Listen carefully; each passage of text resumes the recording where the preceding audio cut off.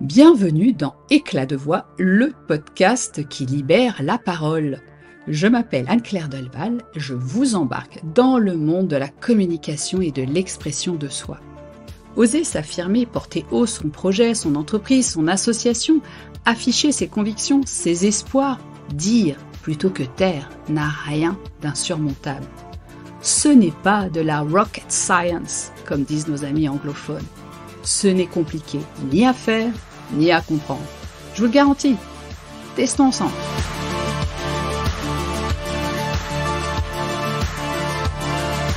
Salut tout le monde! Alors, comment avez-vous pris la parole récemment? Dans votre cadre privé, dans votre cadre professionnel? Est-ce que c'était fluide, compliqué? Bon, je suis vraiment contente parce que ce podcast et les ateliers que je vous propose vous interpellent, vous font réagir et créent une dynamique autour de cette thématique de la prise de parole. Thématique passionnante, d'autant plus qu'elle est collective, je pourrais même dire collaborative puisque je vous ouvre le micro et je vous permets de venir partager votre point de vue. Tiens, partager. C'est un mot qui va revenir assez fréquemment dans cet épisode. Ben oui, comme le slogan de Brossard pour son gâteau Savane, plus on partage, plus c'est meilleur. Bon, le dit gâteau n'est pas un must pour la santé qu'on se le dise, hein. Des mots aussi, il sera question. Non, pas les mots questions, pas les mots interrogatifs, quoi, que, qui, comment. Non, les mots et leur sens, leurs traits sémantiques, si vous préférez. Ah, la sémantique lexicale, ou encore l'étude du sens des mots d'une langue, ou plutôt des morphèmes. Cette définition est en réalité assez problématique puisque la notion même de sens n'a rien d'évidente. Le problème tient précisément à ce que pour définir le sens d'un mot, on recourt en général à d'autres mots. Ouf. Me revoilà plongé quelques décennies en arrière sur les bancs de la fac en m'écoutant vous parler. Sémantique, didactique, linguistique, diachronique du français, rhétorique. Oh, ces maths de la langue, un vrai bonheur. Non, mais promis, restez, restez, ce sera beaucoup plus fun. Avant, je voulais quand même commencer par vous lire un message reçu d'une auditrice que je connais bien. Je cite: « Je viens juste d'écouter ton dernier cru. Et qui l'eût cru, il te ressemble comme deux gouttes d'eau. Je me rallie à 100% au fait que, quelle que soit notre activité professionnelle et notre âge, la prise de parole est importante. Plus elle viendra du cœur, et au mieux elle portera notre message. La sémantique a le super pouvoir de faire exister. Donc, je me désigne volontaire à une prise de parole par le truchement de ton micro. » Eh bien, cette auditrice, c'est Delphine de Clercq, excellente et fabuleuse accompagnante professionnelle, qui est volontaire désignée, vous l'aurez compris, pour venir nous parler aujourd'hui de ces mots qui nous aident à construire notre vision du monde. Alors, êtes-vous prêt à interroger votre rapport aux mots, justement? La manière dont vous jonglez avec, dont vous vous les appropriez, comment vous les échangez? Ah, mais pour ça, il va d'abord falloir passer par la case vous-même. Hé hé! Et c'est ce que Delphine avait envie de partager. Bravo, vous suivez. Bon alors, les mots nous aident effectivement à construire notre vision des choses. Et ils ont une qualité instituante que nous ne soupçonnons pas forcément. Au commencement était le Verbe. Ce célèbre prologue de l'Évangile selon saint Jean évoque le Verbe comme étant le principe qui crée la façon dont Dieu se manifeste dans le monde physique. Mais au-delà d'une lecture théologique, il s'agit aussi de la parole de l'homme, de la femme, qui d'une certaine façon nous révèle à nous-mêmes, étant à l'origine le mot de ce que nous pensons, ce que nous faisons. Le langage nous permet d'ordonner l'expérience que nous faisons du réel et de communiquer. Alors, tant que nous avons les mêmes définitions pour décrire les choses, pas de problème, nous nous comprenons. Mais parler, ce n'est pas seulement décrire ce qui est de manière neutre, c'est également façonner, interpréter, créer, inventer le réel. Les noms et les définitions, justement, que nous donnons aux choses peuvent, de fait, diverger. Attention donc à ne pas tomber dans le piège de prendre la proposition de définition pour une réalité que l'on cherche à décrire, ni le mot pour la chose. Parce que si c'était le cas, eh bien, il n'y aurait qu'une seule langue parlée sur la Terre. Or, la langue, comme les savoirs, n'est pas une donnée, elle se construit. Elle se développe au contact des uns avec les autres, lors de situations nouvelles, de produits nouveaux.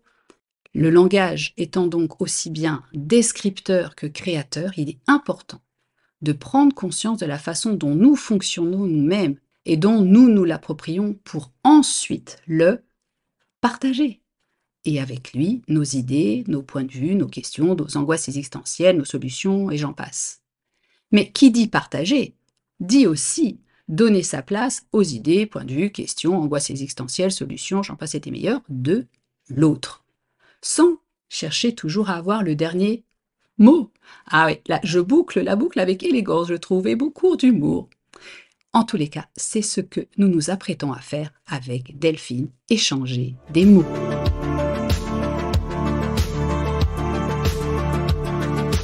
Bonjour Anne-Claire. Je suis absolument ravie d'utiliser le truchement de ton micro. C'est une super occasion pour échanger des mots. Et pas seulement les échanger, mais les partager. Alors, qui suis-je? Je suis franco-belge, je suis arrivée une douzaine d'années ici au Luxembourg et ma première casquette et la plus importante à mes yeux est celle d'être accompagnante professionnelle, coach dans un langage plus démocratique. Ou plus commun, ou plus moderne. Ou plus fourre-tout. Aussi, c'est ce que j'allais dire.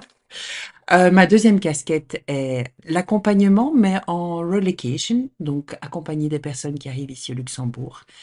Et pour couronner le tout, j'ai la casquette de présidente de la Fédération des femmes chefs d'entreprise. Et ça, c'est génial parce que ça vient juste de se produire. Tu viens d'être élue au sein de la fédération.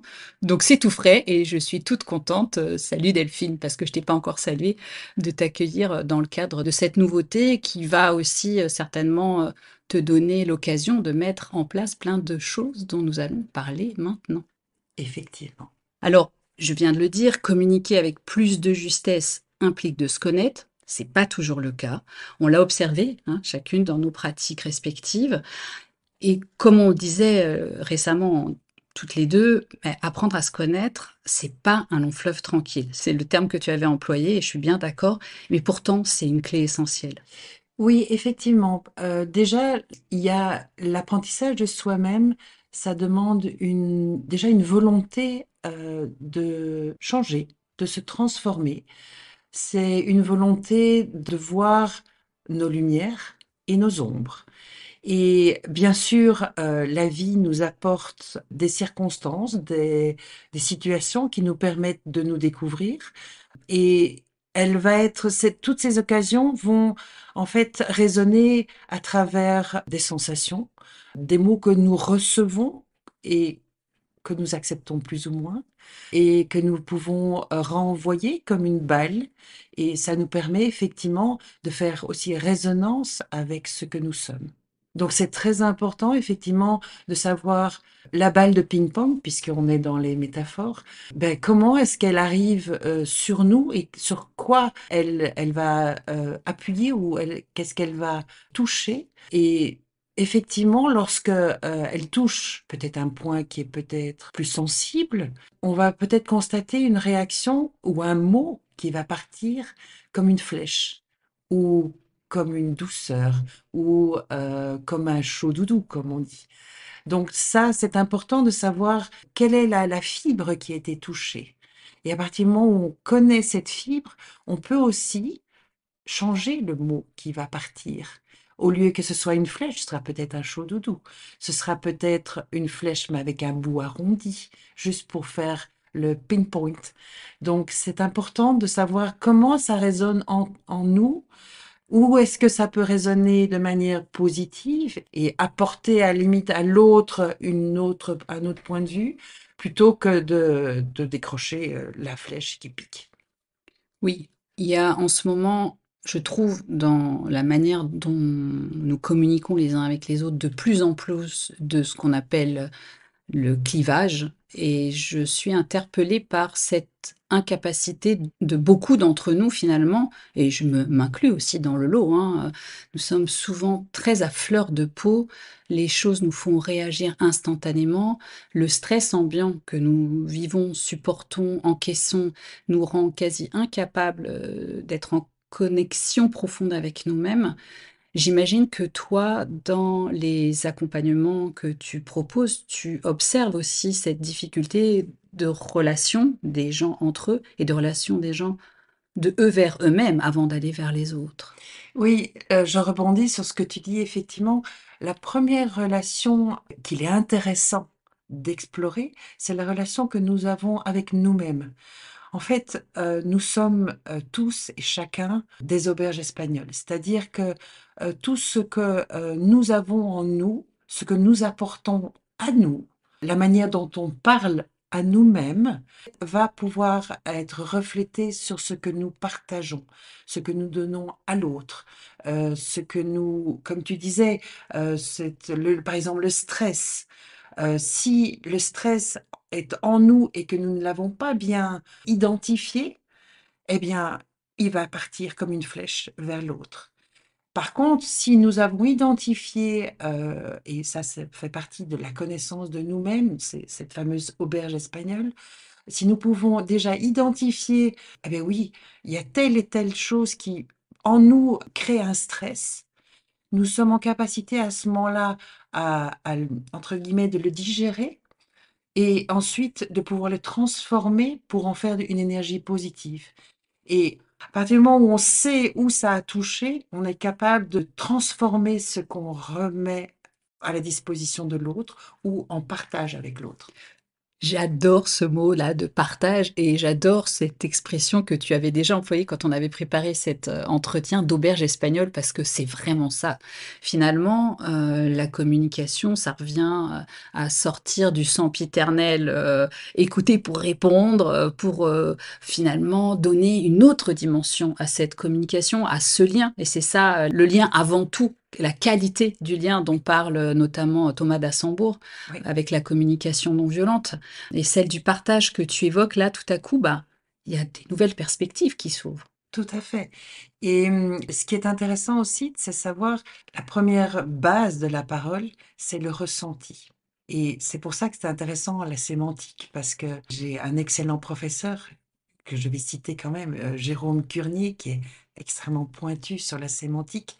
On parle de sémantique, on parle d'émotion, on parle de ressenti, et puis on parle de sentiment. Et qu'est-ce qu'un sentiment? C'est quelque chose qui est senti et qui est mentalisé. Excellent. Donc, sentiment. C'est comme nous avons quelque chose en commun. Nous avons comme un. C'est une union de quelque chose que nous partageons.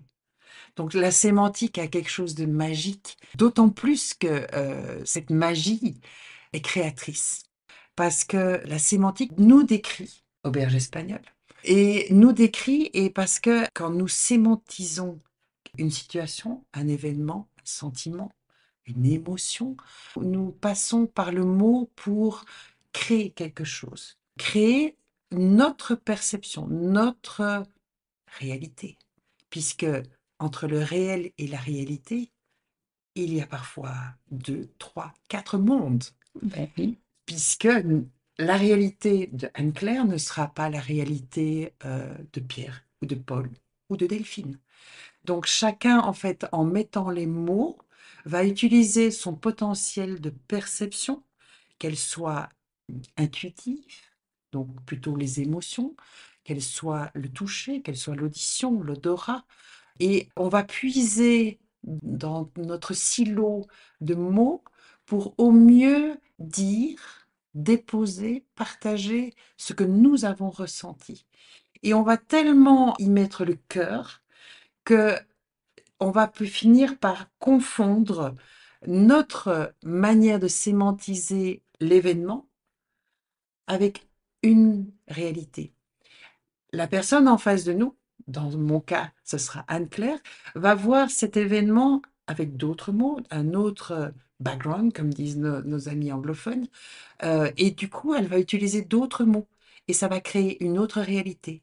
Et donc, cette sémantique va créer deux mondes qui peuvent être bien sûr en osmose, mais ils peuvent aussi être en opposition. Alors écoute, franchement, avant d'aller plus loin, je voulais quand même te remercier à ce stade parce que si à l'université, on nous avait invités à voir la sémantique aussi de cette manière-là, à l'époque, je crois que j'aurais beaucoup apprécié cette matière qui me semblait très rebutante parce que, telle qu'on nous l'enseignait, c'était beaucoup plus mathématique et rationnel. Or là, j'aime beaucoup cette approche qui prend en compte l'être dans sa globalité. Je trouve que c'est vraiment génial. Et tu avais dit une chose que j'ai notée, la sémantique a le super pouvoir de faire exister.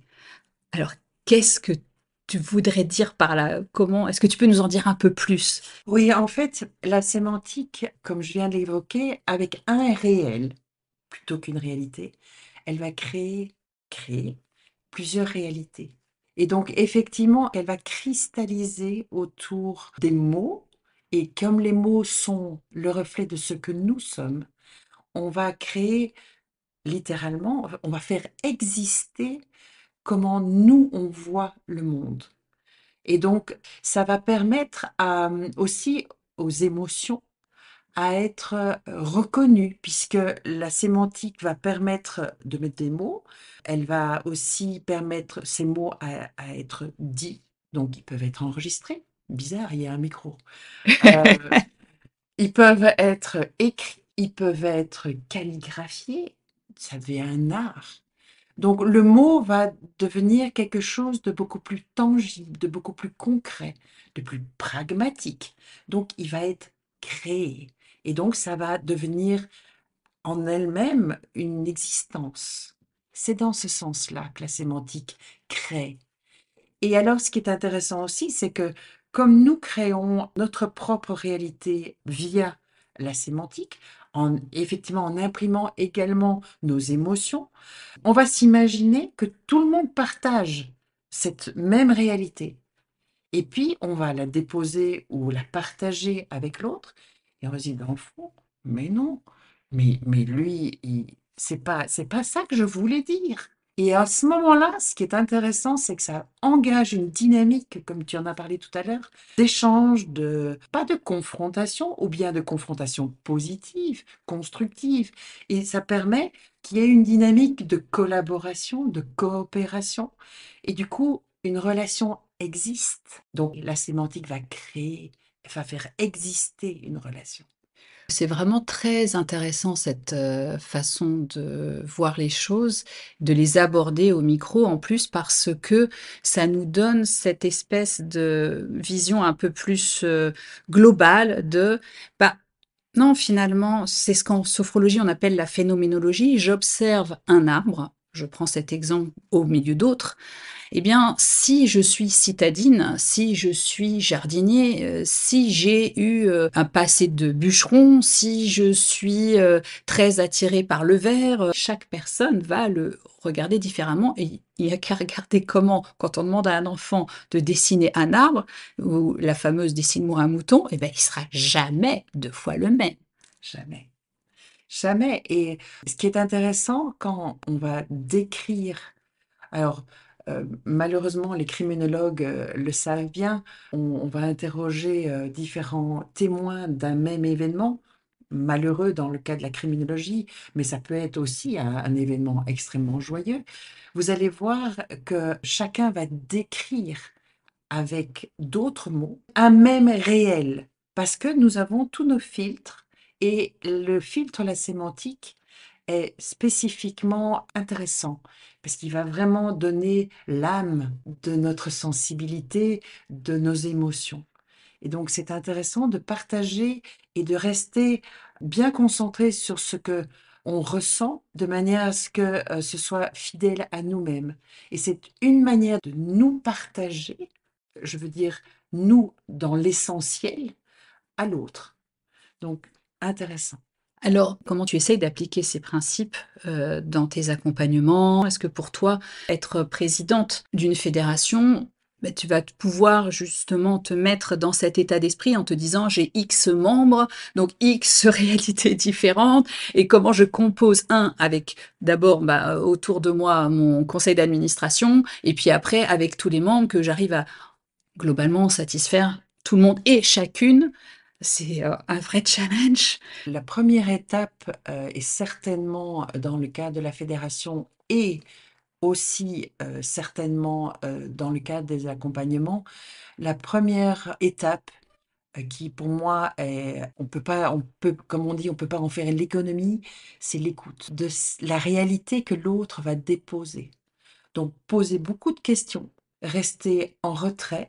L'écoute, c'est pas, comme tu l'as dit tout à l'heure, je t'écoute parce que je sais que je vais pouvoir répondre. La première chose pour moi, l'écoute, c'est d'abord absorber aussi bien en niveau perception qu'au niveau mots, sémantique, ce que l'autre va me déposer. C'est bien sûr valable pour le conseil d'administration, et ma volonté en tant que présidente, c'est de donner la parole aussi aux membres. C'est une fédération pour les membres, mais aussi avec les membres et avec la participation des membres, donc par les membres. Donc ça, je trouve très important. La première chose, donc écoute. Quelle est la réalité de chacune, puisque nous sommes des femmes? Quelle est la réalité que nous rencontrons au quotidien? Et ensuite, essayer, dans la mesure du possible, de trouver un terrain commun, puisque nos bulles, puisque notre réalité, c'est notre bulle, elles peuvent très bien être confondues, osmotiques, mais elles peuvent être aussi éloignées l'une de l'autre. Donc, le but, c'est de trouver au moins des membranes qui se touchent de manière à partager. Et ensuite, on peut construire. On peut commencer à travailler. L'auberge espagnole, encore une fois. L'auberge espagnole, Excellent. exactement. Et alors, quand, avec tes clients plus peut-être en individuel, j'imagine que tu as aussi cette même posture, mais est-ce que tu les invites à prendre conscience de ça dans la démarche que tu proposes? Oui, dans le sens que souvent, le premier élément dans un accompagnement, qu'il soit individuel ou en équipe, d'abord c'est l'écoute et c'est d'observer et d'inviter les participants ou le participant à prendre conscience de comment il se parle à lui-même. Parce que, en fait, et ça, les Alcors de Toltec le disent bien, c'est la première chose, c'est que ta parole soit impeccable.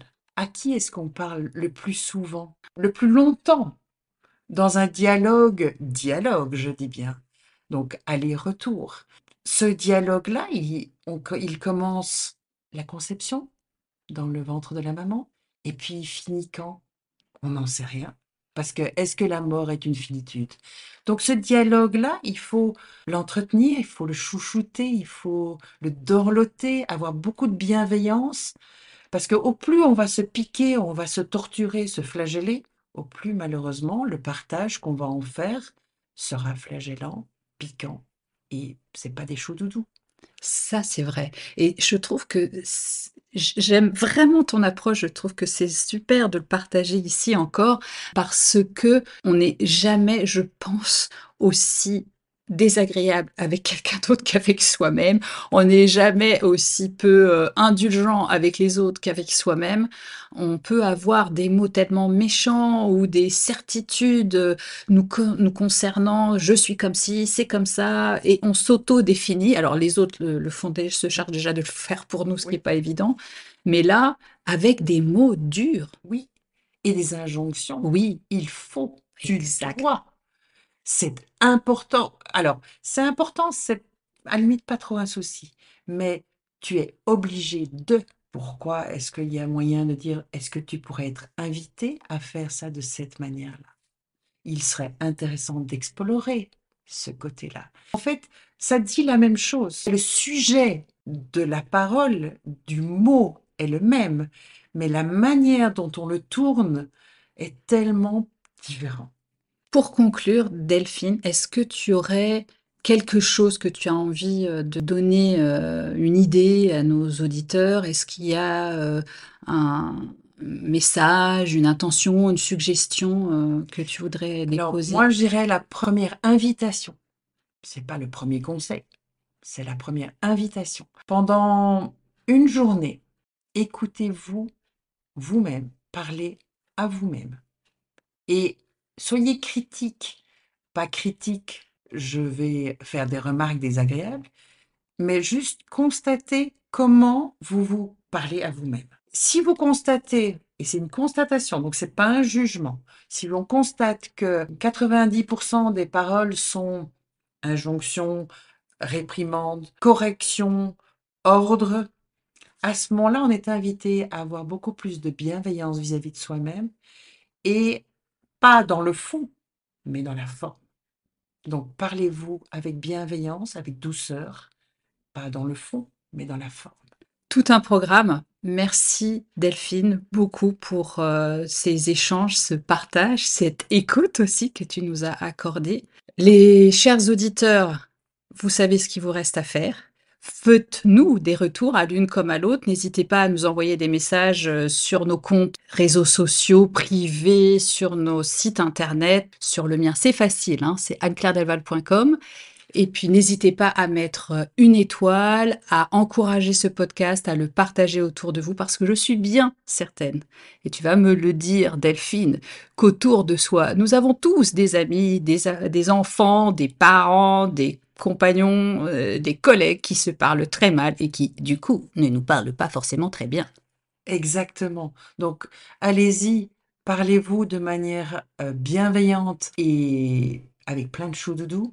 Et je suis sûre que vous recevrez plein de chou-doudou aussi. Merci Delphine. À très bientôt. Merci pour cette parole. Au revoir à tous et soyez bien connectés parce que bientôt un autre atelier se prépare pour le mois d'août. Que tout aille bien pour vous. À bientôt.